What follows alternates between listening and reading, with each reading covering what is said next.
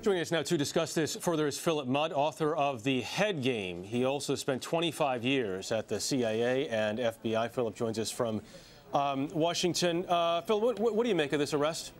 Boy, there's something significantly different here than what I typically faced in my years at the agency and the Bureau, and that is when we started seeing youth from America go to fight overseas in places like Somalia or Pakistan, often they didn't come home. They're emotionally inspired to go join a group, but they would die on a battlefield overseas. The significant difference here is that somebody traveled overseas and presumably received training, but that they came home again, especially in light of the fact that we've seen a few hundred kids from North America, that is Canada and the United States, travel overseas. The fact that he didn't stay there and fight is a deep concern because there got to be more behind him thinking of doing the same thing. How easy is it to follow and target these guys and watch these guys if they make that travel and then come back? Boy, that's the hardest question in the book. You can follow them if you know who they are. That is, you're going to put human surveillance on them. You're going to follow things like their phones. The problem in this case is numbers. It's volume. The volume of people traveling overseas from Europe and North America is higher than anything I ever witnessed in earlier fights that we were involved in at the agency. For example, the fights in Afghanistan with jihadi movements in the 1990s. If you're following a few hundred people in this business and you miss 3 of them, but you catch 197, that's not good enough. So you can follow the ones you know. It's the ones you don't know that'll kill you. Phillip, I want to ask you as well about the continuing al-QAEDA push in Yemen, now seizing this airport and an oil terminal in South Yemen. How significant?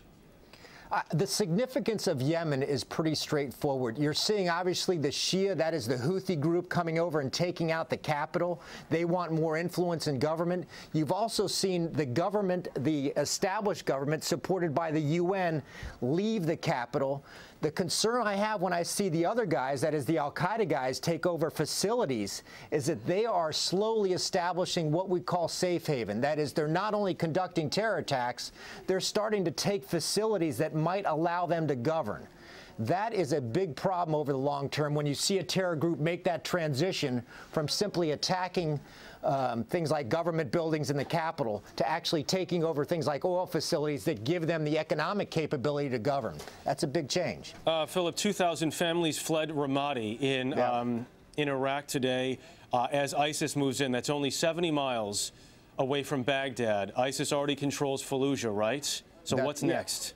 Hold your breath here. Let me tell you what's going on. On the surface, you might view this as a success of ISIS in Iraq. I'm not sure that's the proper conclusion to draw. ISIS was highly successful because they had the element of surprise last summer. What's happened recently, though, is the Iraqi military, supported by Iranian-backed militias, has made some progress. The Defense Department from the United States, the Pentagon, is saying that ISIS might have lost as much as 20% of its territory recently. I think to get to the point that what's happening here is, in the midst of some of the defeats on the battlefield in Iraq, ISIS is looking around saying, where can we go to have a few successes?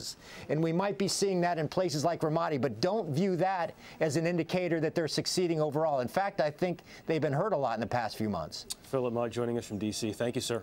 Thank you.